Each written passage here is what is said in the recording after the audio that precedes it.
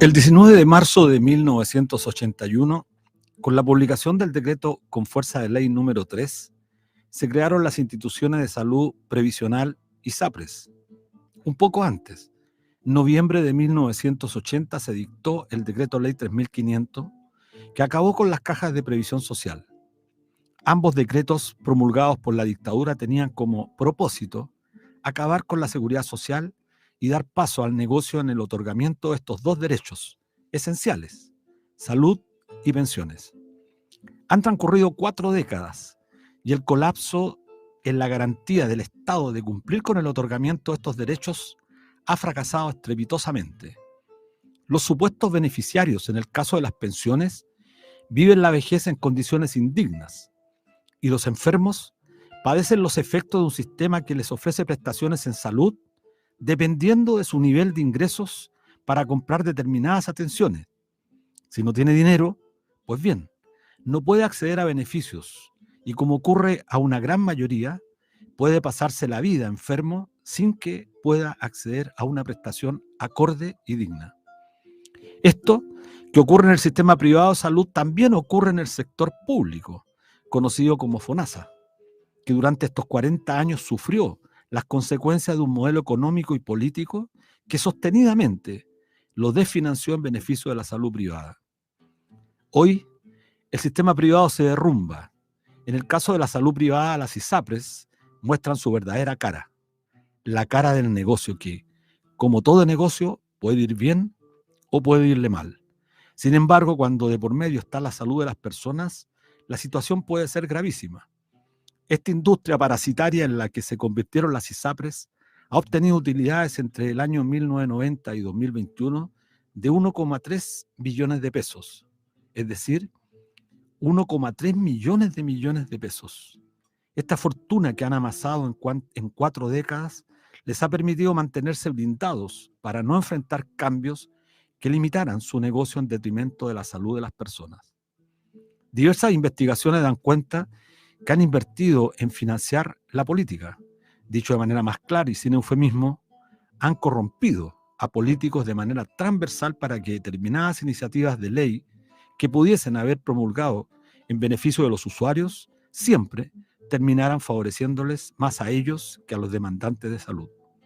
Hoy se ven arrinconados, no por decisión de la clase política, tampoco del Ejecutivo ni del Congreso, sino porque durante años cometieron el delito de aumentar sin fundamentos los planes de los usuarios, enriqueciéndose de manera ilegítima, situación que culminó luego de varios años de judicialización con un fallo de la Corte Suprema que les obliga a reintegrar a los usuarios del sistema todos los dineros mal habidos.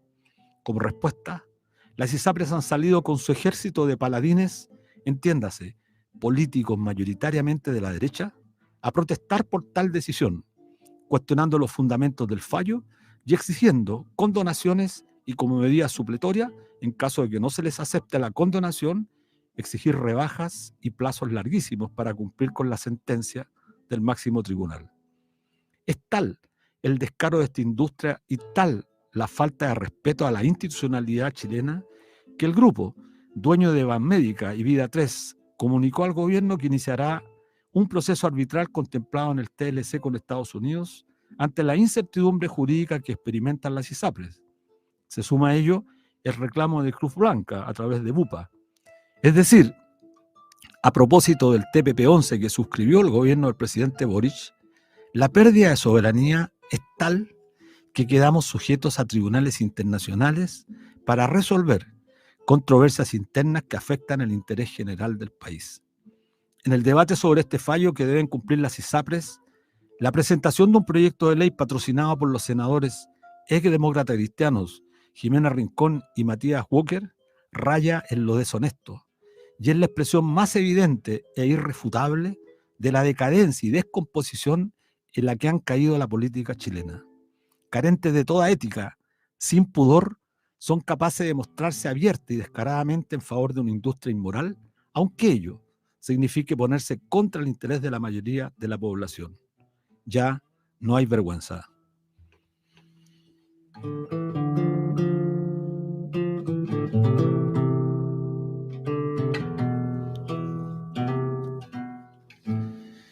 Hola, estimados amigos, amigas, como todos los días viernes en un nuevo programa de debate social en la Radio Universidad de Chile, la radio que piensa en el 102.5 FM del dial, a través de su señal online y por streaming, a través del fanpage @canal.social, bajo la dirección de la periodista Ana Muga Sáez, con la colaboración de Javier Márquez, encargado de redes, y con nuestro radiocontrolador Patricio Núñez, y como siempre, con Miriam Campuzano. ¿Cómo estás, Miriam? Hola, buenas tardes a todas, a todos quienes nos escuchan en este espacio de debate social aquí en la 102.5 de la Radio Universidad de Chile. Es muy interesante, Luis, la introducción que acabas de hacer, pero también es muy alarmante y preocupante. El nivel de mercantilismo y de esas ganancias obscenas que se creen las ISAPRES que deben estar legitimadas o deben estar garantizadas incluso por el Estado. Porque este fallo al cual tienen que cumplir las ISAPRES por cobros indebidos, recordar, cobros indebidos a sus afiliados, no es de ahora ni hace un año, 2 años, es de años atrás y que ellos han ido dilatando y que también, hay que decirlo, no hubo ninguna presión. Entonces, aquí en Chile todos los trabajadores, los pobladores, los estudiantes que tienen deuda se ven obligados a pagar incluso con intereses y moras y costos y tantas cosas. Y ellas apelan ahora a lo que siempre han repudiado, que el Estado se meta en el negocio de ellos, siendo que ellos deben ser parte porque están a cargo de la salud y no de gratis. Así es. Bueno, es una situación absolutamente grave, gravísima, que tiene diversos ribetes. Piensa tú que el hecho de que ciertos sectores del Congreso estén cuestionando el fallo de un tribunal de la República, en este caso del Poder Judicial, un fallo ya ejecutoriado por la Corte Suprema, da cuenta del nivel obsceno al cual están dispuestos a llegar, es decir, cuestionando la decisión de un tribunal con el objeto de favorecer una industria que atenta contra los intereses de la ciudadanía. Sí, así es. Pero bueno, tendremos en la segunda parte un programa más contundente con un invitado que maneja el tema. Sí. Así es que vamos a darle una vueltita, como siempre lo hacemos, Luis, con la temática o lo que nos ha embargado estos días en la contingencia nacional, en la política, esa política que de repente los trabajadores, los populares repudiamos, pero que es la que todos los días influye en nuestros bolsillos, en nuestros salarios, en nuestros derechos, en nuestra sobrevivencia con un salario cada vez más escuálido. Así que, Luis, te invito a que veamos cómo funciona esta política, cómo funciona esta justicia. Sí, vamos a discutirlo con nuestro invitado que tenemos un ratito más, especialista en la materia, y bueno, esperemos abordar a fondo esta tremenda crisis que está viviendo la salud privada. Sí.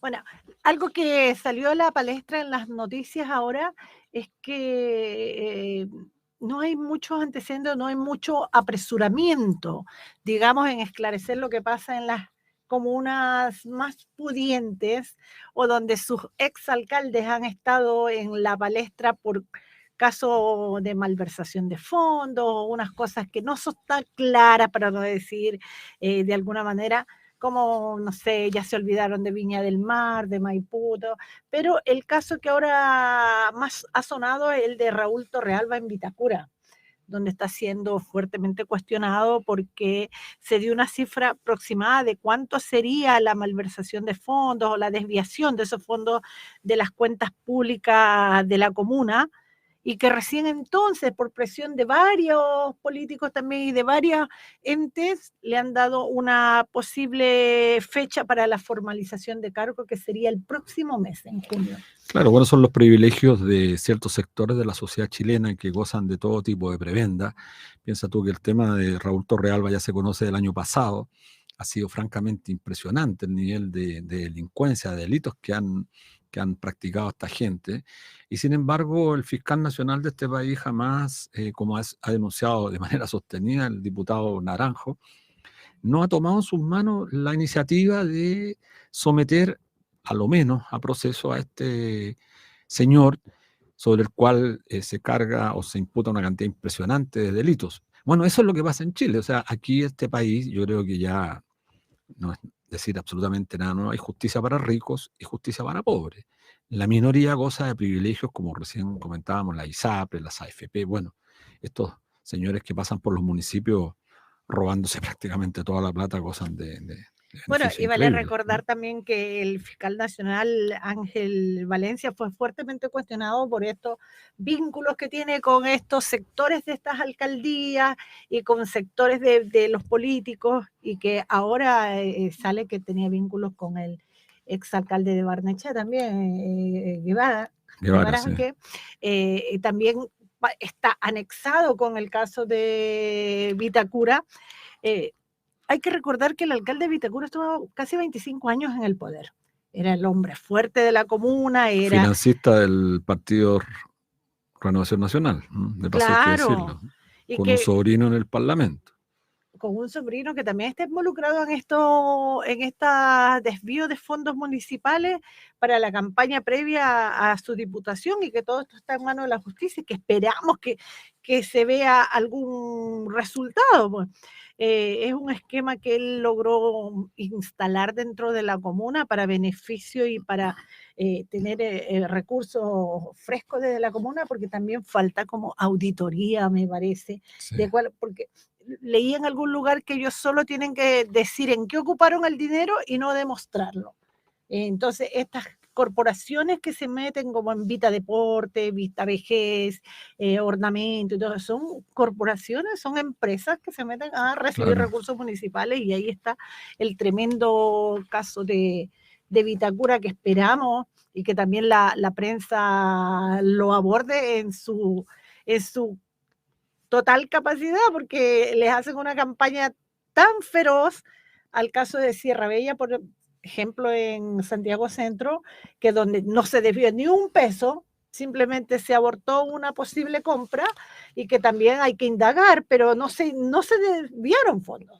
Claro, bueno, ese es el escenario lamentable que existe en nuestro país, que hay un doble estándar para tratar de abordar las temáticas de corrupción en este país. Entonces, claro, la derecha tiene, digamos, una cantidad impresionante de actos de corrupción y justamente trata de empatarlos con algún acto irregular que a veces surge en algún municipio, en alguna instancia actualmente del oficialismo. Entonces, pero lo grave, lo más complejo es que la ciudadanía, la sociedad en su gran mayoría observa atónito cómo esta corrupción cruza las instituciones sin que a la fecha haya justicia.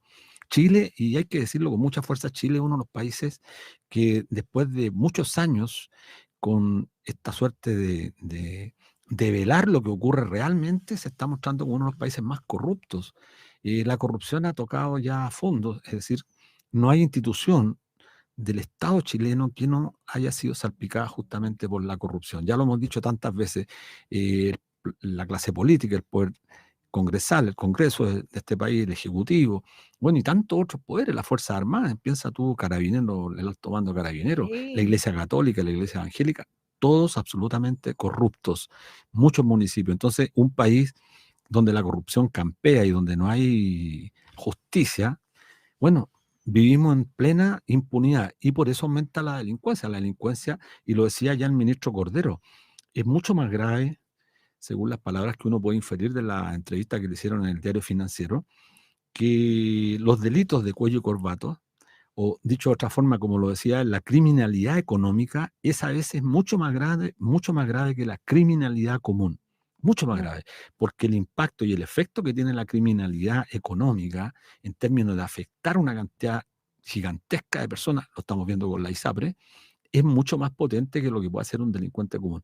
El problema es que el impacto que tiene, claro, suena o se ve mucho más complejo, pero y además que están protegidos por una red de los medios de comunicación impresionante.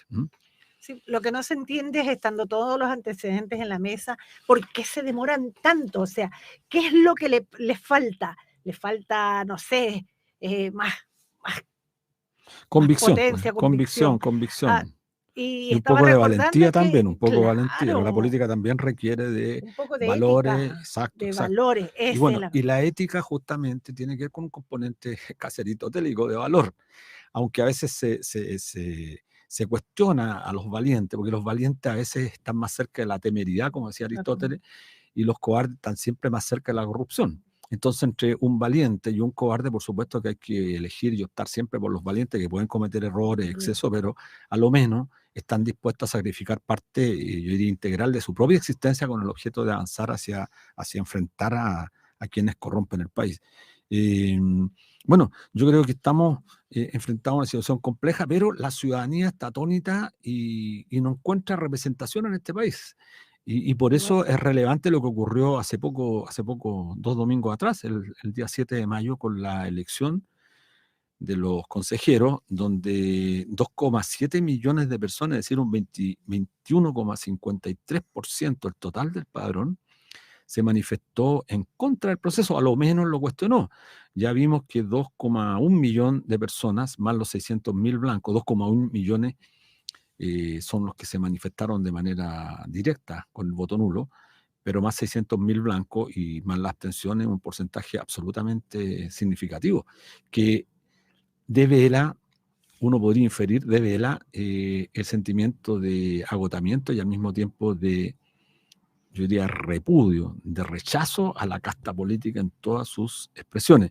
Por eso decimos que el Partido Republicano no lo va a tener tan fácil. Chile se está dando una situación de pendular en la política. Piensa tú que en octubre del 2020, el 25 de octubre del 2020, la ciudadanía se manifestó después de estar confinada durante muchos meses, cuando salió a votar en el plebiscito de entrada, con un 80-20 prácticamente.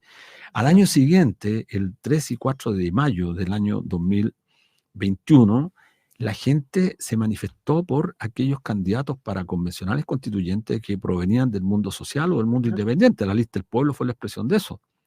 Y a finales de año, después de la segunda vuelta, la gente que concurrió a votar contra Kast y favoreció a Gabriel Boric fue también un resultado pero impresionante. Después, efectivamente, el 2022, con el 4 de septiembre, se produce el péndulo y se produce un resultado que es más bien favorable a la derecha y ahora también se confirma el 7 de mayo. Pero esperemos qué va a pasar a final de año, porque el Partido Republicano, que es abiertamente un defensor de las AFP, un defensor de esta industria de ISAPRES, de la privatización, bueno, vamos a ver cómo el pueblo se manifiesta a final de año. Bueno, parece que sí han hecho una buena lectura los políticos, porque ya el mismo sector está queriendo presentar un proyecto de ley que si se rechaza, por 8 años no se pueda volver a tomar el tema constituyente. Eso me parece que es de entera abuso de sus cargos o de prepotencia, porque yo creo que le hacen la lectura correcta. Yo creo que no se va a aprobar, porque ya está más o menos redactado, ya anda un borrador circulando, ya están los marcos, ya están todos los bordes.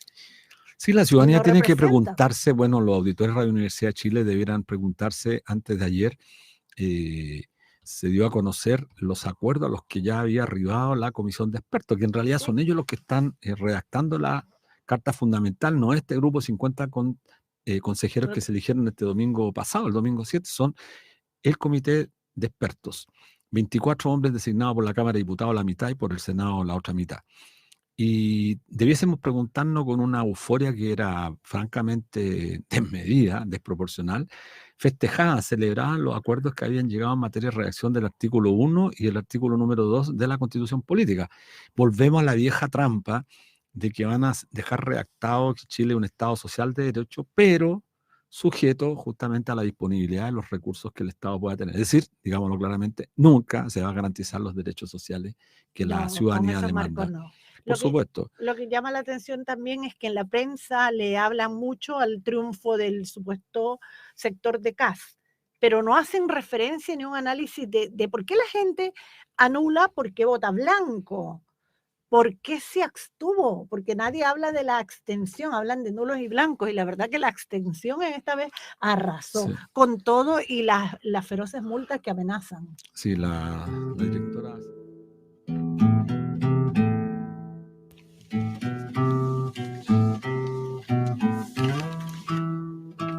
Volvemos a este espacio de debate social aquí en la 102.5. Les recordamos a todos los auditores, síganos por Twitter, @canal.social, por la fanpage, @canal.social. Y si quieren ahora por YouTube, nos pueden hacer preguntas y estaremos respondiéndolas inmediatamente.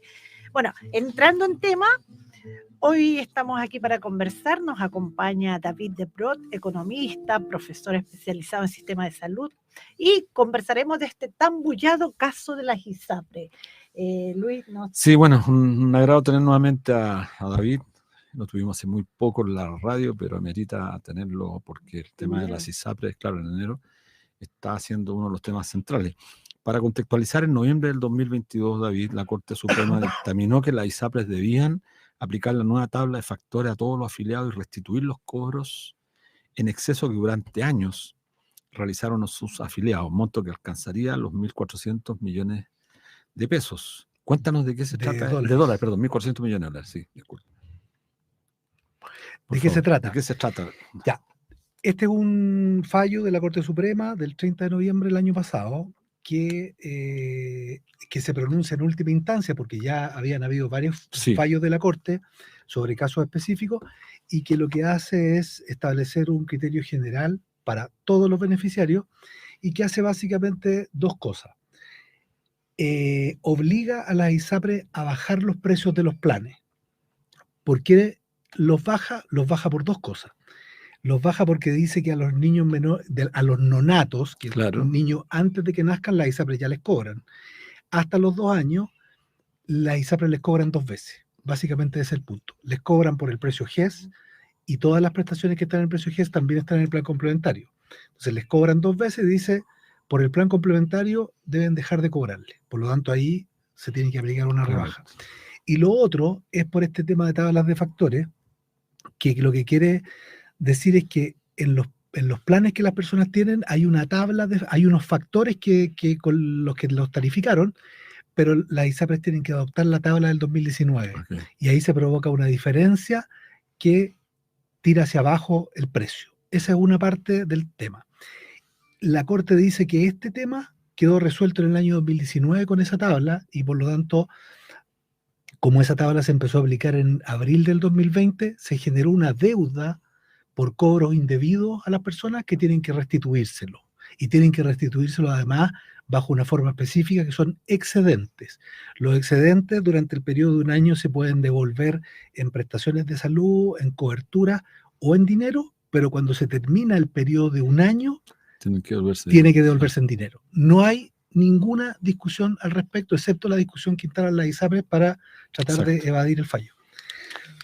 Sí, hablando de eso mismo, desde el momento que salió el fallo, las ISAPRES se han dedicado a hacer lobby para cambiar el famoso fallo, para que haya el salvataje, implementando la campaña del terror, señalando que la sentencia ya los pone al borde de la quiebra, al colapso de la industria, y que afectaría a la población. ¿Qué le agregaría a toda esa descripción? A ver, aquí hay dos cosas importantes. La situación financiera de la ISAPRES ya venía crítica mucho antes de este fallo, que por lo demás, hasta el día de hoy día creo que es 18 de mayo, no hay ni un solo peso en la situación financiera de la ISAPRE hoy día que tenga que ver con el fallo, porque ese fallo todavía no se implementa. Esta situación financiera viene desde septiembre del 2021, en su expresión más concreta, cuando las ISAPRES, prácticamente todas, comienzan a pedirle todos los meses a la superintendencia que les libere parte de la garantía que tienen constituida para una situación de quiebra, ¿no es cierto?, para poder responder con los pagos que tienen que hacerle a los beneficiarios y a los prestadores, que les liberen garantía. Y eso empieza a ocurrir, insisto, desde septiembre del 2021, todos los meses y en forma creciente. Solamente para darle un dato, entre septiembre y diciembre del 2021, la superintendencia les liberó 77 mil millones de pesos. En el 2022, todos los meses, les liberó 635 mil millones de pesos. Y en este año, en el primer trimestre, que es lo que tenemos datos, ya van 313 mil millones de pesos. ¿Eso es correcto que les libere las garantías? ¿Cómo? Es un mecanismo legal Sí, ¿sí? Pero es un mecanismo completamente inadecuado por supuesto, cuando lo claro. realizan todas las ISAPRES simultáneamente y lo realizan todos los meses, Es co- porque eso es se forma una burbuja financiera Claro, que en el momento en que ocurra una un hecho, quiebra, claro. no va a haber cómo Es responderle como a que los los bancos prestadores. no tuvieran el encaje, po. Es como las AFP libraran todo el To- encaje. Es la misma figura. Claro, esto es gravísimo. En las ISAPRES se llama garantía Claro. y tiene que corresponder al 100% de la deuda que tienen con sus beneficiarios Y con los y prestadores. con los prestadores. Claro. Por eso que los prestadores reclaman y ponen el grito en el cielo, porque en el fondo, si hubiese una quiebra hoy día, No no tienen hay cómo cómo- responderle. Exacto. Para que tengamos claro, cuando quebró la ISAPRE Más Vida en el 2017, desde ese momento hasta ahora se siguen haciendo pagos, para que lo tengamos claro, hasta el día de hoy se siguen haciendo pagos. Los prestadores han recuperado hasta el día de hoy el 35% de la deuda que existía. O sea, para que Con tengamos más un tipo- vida. Y los con la prestadores, ISAPRE Más Vida. para aclararle a los auditores, digamos, los prestadores vienen siendo las clínicas, los hospitales, ¿quiénes son los Clínicas, prestadores de centros los ISAPRE? médicos, todo Donde aquel se hacen que exámenes, da laboratorios. atenciones de salud, exámenes, Ujú. centros de diálisis, todos los que prestan salud. Hay que acordarse que las ISAPRES no dan ninguna atención de Claro, salud, pues. absolutamente ninguna. Son Lo único que intermediarios. hacen es que Ujú. financian prestaciones de salud y licencias médicas. Los prestadores puede ser un médico que tiene una consulta y al cual la ISAPRE le debe bonos, por ejemplo. La garantía se constituye en un 100% para que en el momento que ocurra una situación de insolvencia se puedan pagar las deudas. Pero si permanentemente están pidiendo liberaciones de garantía, y más grave aún, que la superintendencia la acepte, Eso es porque lo la grave, superintendencia claro. puede aceptar el total, una parte o rechazar, ¿no es cierto? No está constituida completa esa garantía. Entonces, lo que va a ocurrir, que es lo que yo vengo señalando hace más de un año, Ujú. es que cuando ocurra un problema, y con el fallo, por supuesto, se agrava, o sea, se suma a esa situación, se suman 1.400 millones de dólares. Mira, ¿cómo se entiende que una industria que ha tenido ganancia, porque el único año en que tuvo pérdida, según incluso lo que aparece en CIPER, fue el 2017, por la crisis de esta ISAPRE que quebró, 2016. 2016, y el 2021. Ya, los demás años fueron todos cifras azules porque ellos trabajan con lo más graneado, o sea, son hombres, sectores altos, con salario, con sueldo alto y sano. ¿Ya? O sea, finalmente evitan las complejidades, lo demás lo tiran a la salud pública, ¿no? Pero según las cifras, han tenido durante una ganancia bruta entre el 90 y entre 1990 y el 2021 de 8,6 billones de pesos. ¿Ya? Con estos 2 años solamente de pérdida. O sea, han estado durante todo este tiempo ganando, ¿ya? Y ahora los vemos en la televisión desesperados, clamando, digamos, como que aquí hay una injusticia con ellos.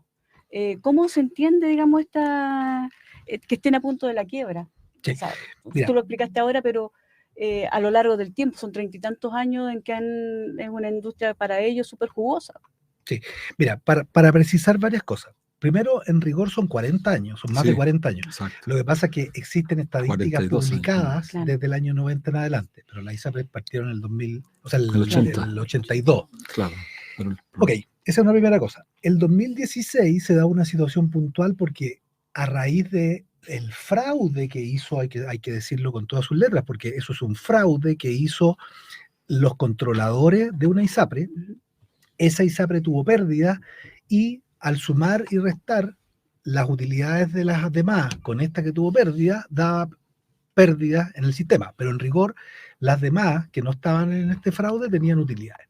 Por lo tanto, efectivamente, los únicos años que han tenido pérdidas son el 2021 y el 2022 también, que han tenido pérdidas prácticamente todas las ISAPRES.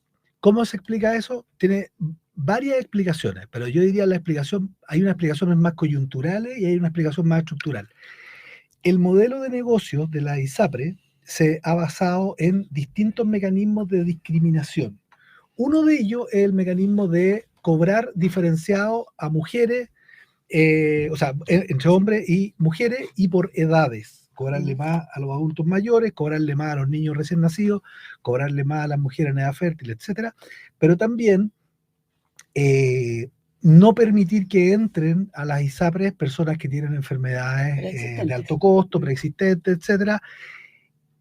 Personas que están dentro de un ISAPRE, cuando envejecen, subirle el precio para que terminen yéndose al FONASA, en fin. Se tienen distintos mecanismos de discriminación.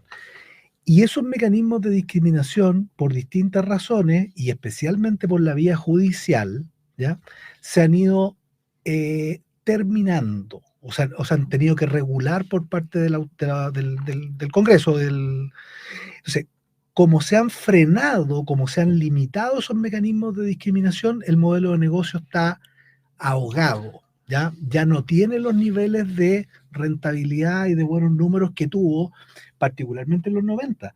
En los 90, las utilidades que tenían las ISAPRES eran altísimas, pero además no solamente las utilidades, sino que lo que se llama la ganancia bruta, que es la diferencia entre los ingresos que reciben y el costo de su actividad, que es las prestaciones de salud y las licencias médicas.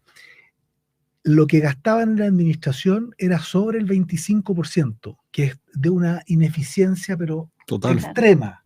Ya, eso ha ido disminuyendo, hoy día estamos en torno al 10%, que de todas maneras es totalmente ineficiente, pero ha ido disminuyendo. Se va produciendo una estrechez y los márgenes ya no son los mismos que tenían, y bueno, vino la pandemia, hubo 2 años en que no se les permitieron subir los precios, y hay un conjunto de otros factores que hacen que en una situación coyuntural de estos últimos 2 años tengan pérdidas más o menos importantes y que tengan una situación financiera delicada. Y sobre eso les cae este fallo, porque cobraban más de lo que correspondía desde el año 2020, y ese cuánto más es aproximadamente un 11% sobre el valor de los ingresos que han tenido. O sea, en el fondo, para hacerlo simple, a las personas le han cobrado 11% más del valor de los planes, en promedio. Como eso lo tienen que disminuir, quedan por debajo del costo que tienen de la venta. Por lo tanto, es una industria que es inviable, ya era más o menos inviable antes del fallo, y va a ser absolutamente inviable cuando se implemente el fallo, que insisto, hasta el día de hoy, 18 de mayo, no se implementa nada de ese fallo. Nada, eso hay que ser bien categórico, porque ha habido toda una discusión sobre proyectos de ley, etcétera, pero de la implementación hay cero. A mí me preocupa, David, que justamente no se ha implementado nada del fallo. Si realmente el Estado de Derecho, aquí vamos a ver si funciona este Estado de Derecho cuando se trata de hacer ejecutable decisiones de un poder del Estado contra una industria que ha gozado de una cantidad impresionante de privilegios para operar, porque ya lo decías tú, es una industria absolutamente ineficiente. Si no operara sobre la base de la discriminación que le aplica a los usuarios, esta empresa habría fracasado hace mucho tiempo. Pero hay un tema que me preocupa y quería preguntártelo. Si se han liberado las garantías por parte de la superintendencia, imagínate cuando se haga aplicable este fallo. O sea, ¿cómo el Estado va a poder hacer exigible el cumplimiento de una determinada sentencia? Porque mientras tú lo comentabas y te escuchaba, pensaba en la banca, ¿no? Imagínate que la superintendencia, bueno, ahora la Comisión del Mercado Financiero liberara el encaje a los bancos y de repente se produce un colapso, la gente y los banqueros se van del país y se hunde toda la sociedad, todo el país se hunde. Y es lo que pasaría con los fondos de pensiones. Entonces, esto es muy grave. Ahora, ¿cuáles han sido las razones de la superintendencia para liberar? Porque esa es al contrario, la sola solicitud de liberación de estas garantías, que para otras industrias se llama encaje, ya es un motivo suficiente para que el superintendente diga, bueno, algo pasa, ¿no es cierto? Evidente. O sea, es probablemente el síntoma más claro que está evidente de que hay una empresa que tiene un problema. Exacto. Porque no puede constituir la garantía. Claro. En otras industrias, no cobrar es con la recursos reserva propios, técnica, claro, exacto. encaje, en fin. Mira, a ver, desde el punto de vista técnico es súper complejo, porque este fallo, las ISAPRES se rigen por las normas financieras internacionales, por las IFRS. Sí, sí. Las normas financieras internacionales, que son algo que tú puedes sacar leyes y todo, pero no puedes evitar implementar las normas financieras internacionales. O sea, eso desde el momento en que existe un fallo judicial y ese fallo judicial fue cuantificado, en ese momento la ISAPRE tiene la obligación de contabilizarlo.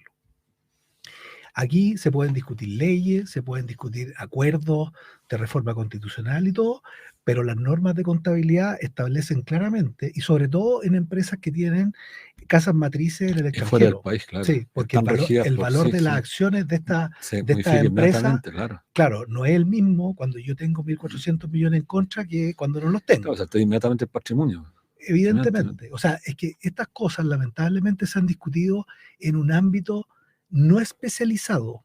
Exacto. Pero en el ámbito especializado, quienes estamos metidos en ese tema, conocemos claramente cuál es la dinámica. En el momento en que se conoce de una cuantificación de esa deuda, en ese momento las ISAPRES tienen que contabilizarla en su registro.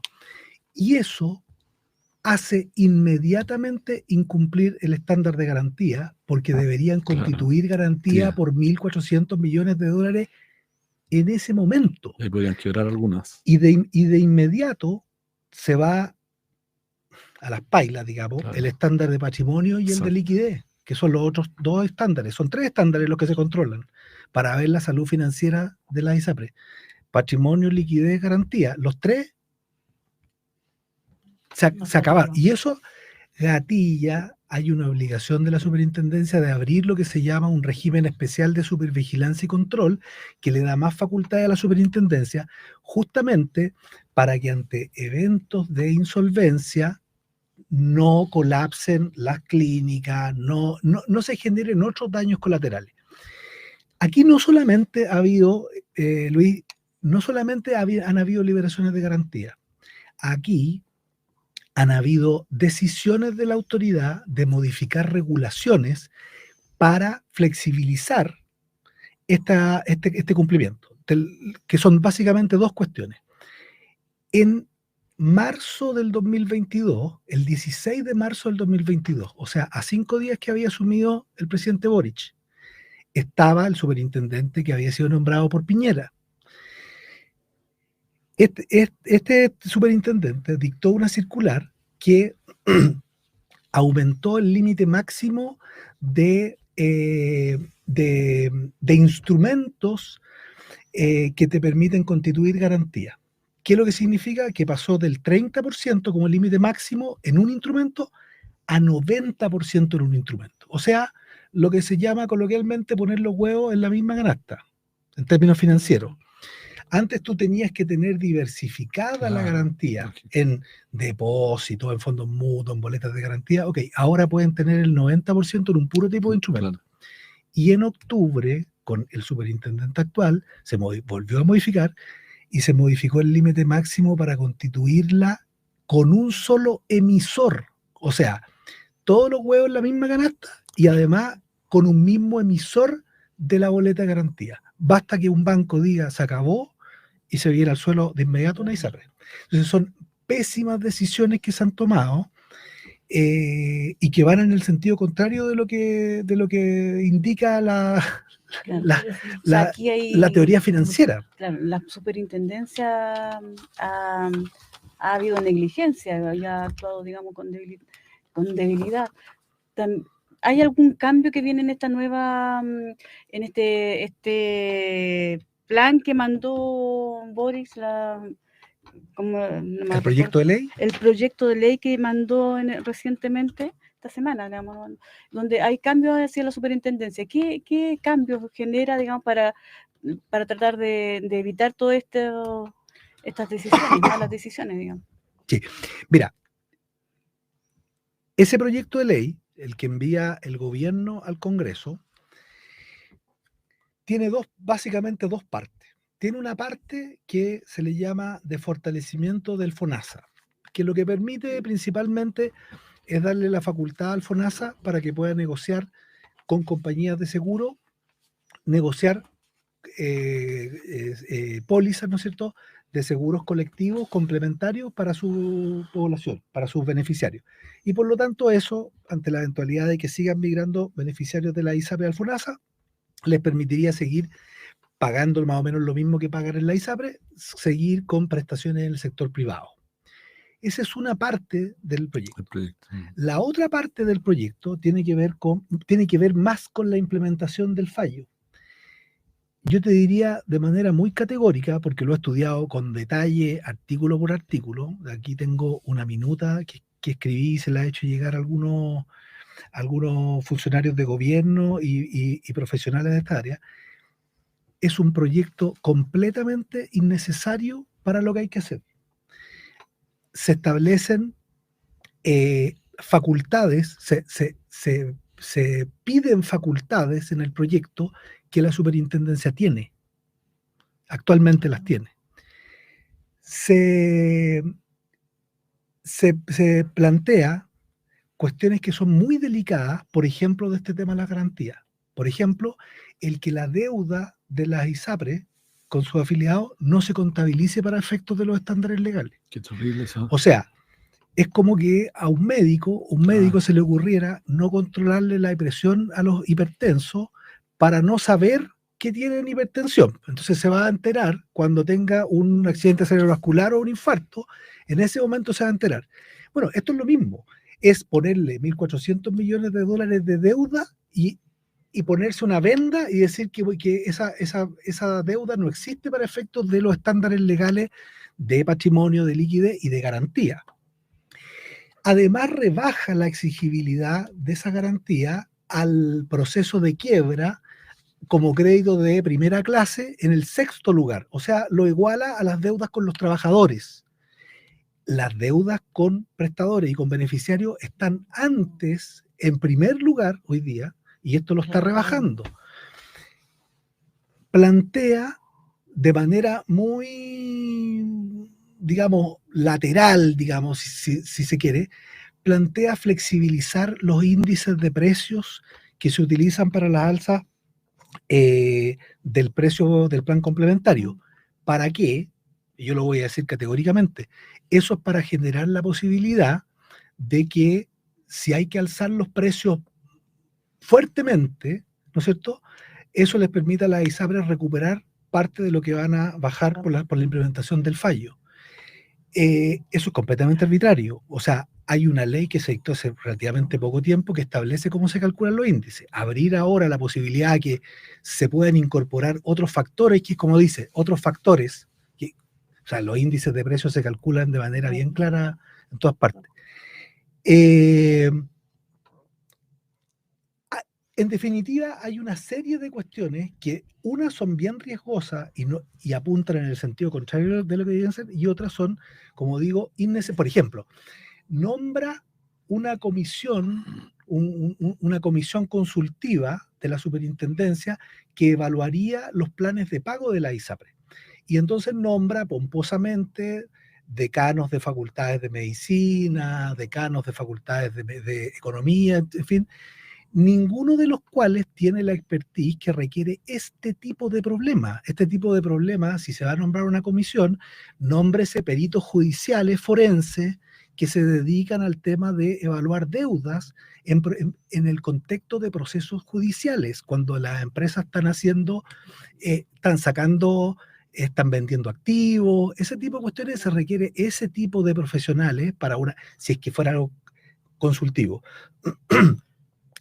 Por lo demás, la superintendencia tiene mucho conocimiento de estos temas, conocimiento de detalle. Entonces, ¿para qué nombrar una comisión consultiva? En fin, hay un conjunto de cosas que si uno la va analizando, la verdad es que en ese ámbito de las cosas, a mi juicio, no tiene sentido ese proyecto. Sí lo tiene en el ámbito del fortalecimiento del FONASA, y lo que uno echaría de menos, lo que yo echo de menos en particular, son medidas para fortalecer la red pública. No hay ninguna. O sea, en resumida cuenta, era innecesario presentar ese proyecto de ley corta para que se cumpla la sentencia de la Corte. Para implementar el fallo, lo dijo el viernes pasado. El viernes pasado, a mediodía, habló la vocera de la Corte cuando se pronunció respecto de la ampliación de plazo por 6 meses, ¿no es cierto?, que se dio. Sí. La ministra vocera de la Corte dijo claramente que la Corte le había dado la instrucción a la superintendencia porque tiene todas las facultades para hacerlo, y si no, la Corte no lo hubiera hecho. O sea, es un mundo absurdo el pensar que la Corte le va a dar una instrucción a una institución del Estado si no tiene las facultades para hacer ese cumplimiento. De todas. Nos quedan 10 minutos para avisar. Ya. Entonces, Hay- hay para no salirnos Sí, de un tema importante, porque supuestamente la ley corta era una norma positiva, aunque no se entendía muy bien por qué para hacer efectiva una ley un dictamen de la Corte Suprema era necesaria una ley corta, o sea, una ley, digamos, eso de. Pero está el otro proyecto de ley que lo aprobaron en el Senado, que entró por el Senado con la senadora Rincón y Matías Walker. Matías Walker. Ellos fueron los impulsores. Esa tiene más complejidad, me parece, porque eso quiere Es un hacer un salvataje. perdonazo con plata de los usuarios, ¿no? Explícanos un poco. Cuando se dicta la sentencia de la Corte Suprema, que fue del 30 de noviembre del año pasado, los poquísimos días, los senadores Walker, Rincón, Macaya, Galilea, Chaguán, Sí, los tres que apoyaron. presentaron no un proyecto de ley, presentaron un proyecto de reforma a la Constitución, Sí. que es muy simple y que lo que hace es que les permite a las ISAPRES que todo lo que baja el precio por las tablas de factores lo puedan subir por el precio base retroactivamente.